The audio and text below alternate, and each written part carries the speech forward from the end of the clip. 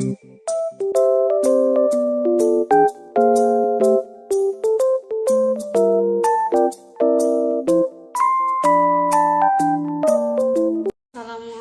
warahmatullahi wabarakatuh. Kami dari kelompok 3. Dalam hal ini, judul materi kami ialah anak didik belajar dan guru mengajar. Dalam pembahasan ini terdapat 4 materi, diantaranya peserta didik dalam proses mengajar, perbedaan kemampuan anak dalam belajar, guru sebagai pribadi kunci, dan guru sebagai pengajar dan pendidik. Dalam kesempatan ini saya akan menyampaikan anak didik dalam proses belajar. Anak didik adalah subjek utama dalam pendidikan. Di sekolah, anak didik belajar menurut gaya mereka masing-masing. Perilaku anak didik bermacam-macam dalam menerima pelajaran. Dari guru, seorang anak didik dengan tekun dan penuh konsentrasi menerima pelajaran dari guru atau mengerjakan tugas yang telah diberikan. Anak didik yang lain di sela-sela penjelasan guru mengambil kesempatan membicarakan hal-hal lain yang terlepas dari masalah pelajaran. Di waktu yang lain, anak didik yang duduk melamun yang terlepas dari pengamatan guru. Oleh karena itu, dalam kegiatan belajar mengajar, permasalahan yang timbul dari perilaku anak didik bermacam-macam ketika pelajaran sedang berlangsung di kelas.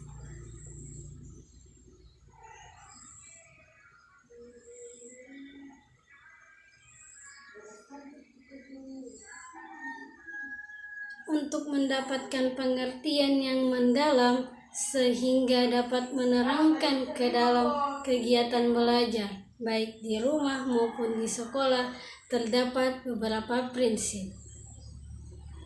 Yang pertama, prinsip bertolak dari motivasi. Kedua, prinsip pemusatan perhatian. Ketiga, prinsip pengambilan pengertian pokok. Yang keempat, prinsip pengulangan. Dan materi selanjutnya akan disampaikan oleh rekan kita. Assalamualaikum warahmatullahi wabarakatuh. Baiklah, saya akan menyambung materi yang telah disampaikan oleh Nur Azizah. Bahwasanya masih banyak orang tua yang menginginkan, bahkan memaksakan anaknya agar seperti dirinya dalam berbagai hal, bahkan hingga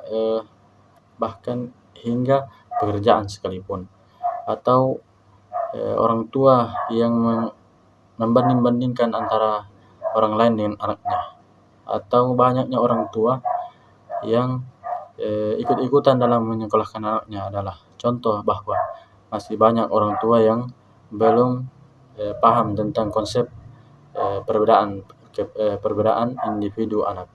Padahal salah satu postulat pendidikan pernah menyatakan bahwa tugas guru dan orang tua bukanlah menanamkan benih pada ladang jiwa anaknya, melainkan menumbuh suburkannya. Maka sangat pentinglah bagi para pendidik dan orang tua untuk mengetahui mutiara apa yang terpendam dalam diri setiap anaknya. Kemudian perbedaan kemampuan anak dalam belajar secara garis besar dibagi menjadi 2. Yang pertama, perbedaan intelijen atau perbedaan kecerdasan. Perlu dipahami bahwa setiap anak itu memiliki kecerdasan yang berbeda dan jenis kecerdasan yang berbeda pula. Karena ada anak yang cerdas dalam bahasa, ada anak yang cerdas dalam matematika, ada anak yang cerdas dalam musikal, dan ada pula anak yang cerdas dalam fisikal atau olahraga. Kemudian perbedaan jenis kelamin adalah fitrah manusia, terdiri dari laki-laki dan perempuan yang memiliki perbedaan dari segi cara mendekati dan menangani. Assalamualaikum warahmatullahi wabarakatuh. Saya Ika Rahmawati dari kelompok 3. Baik, saya akan melanjutkan pemaparan materi dari kelompok kami. Di sini saya akan membahas tentang guru sebagai pribadi kunci. Guru adalah figur yang sangat menarik di kalangan masyarakat, keluarga, dan lingkungan sekolah. Tidak ada yang tidak mengenal figur guru.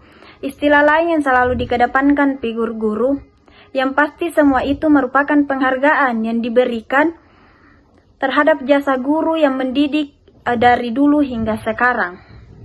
Masyarakat melihat figur guru sebagai manusia tanpa celah.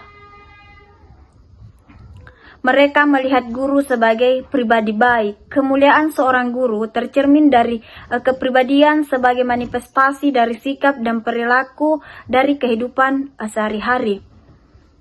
Guru harus mencerminkan hal-hal yang baik terhadap siswanya, karena guru adalah panutan utama bagi anak didik. Semua sikap, perilaku guru akan dilihat, didengar, dan ditiru oleh anak didik.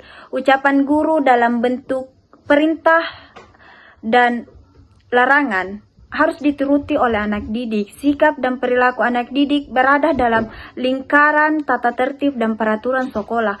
Guru mempunyai wewenang dan tanggung jawab untuk mendidik anak didik. Guru mempunyai hak, otoritas, membimbing dan mengarahkan anak didik agar menjadi manusia yang berilmu pengetahuan, beragama, berakhlak, serta beradab untuk masa depan. Tidak ada sedikit pun guru yang akan mengajarkan hal-hal yang tercelah kepada peserta didik.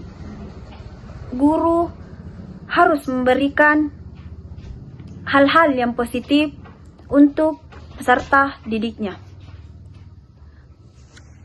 Baik, saya akan melanjutkan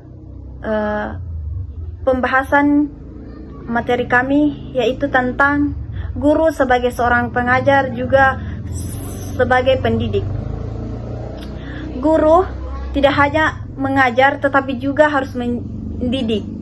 Kita mungkin selama ini masih rancu dalam menyebut istilah guru sebagai pengajar dan juga sebagai pendidik. Pertama, guru sebagai pengajar. Pengajar dalam artian adalah orang yang mengajar. Tugas guru yang utama adalah mengajarkan ilmu kepada peserta didiknya dengan menyampaikan materi pada proses pembelajaran menggunakan strategi dan metode tertentu yang bertujuan agar peserta didik mampu dengan jelas memahami materi yang disampaikan.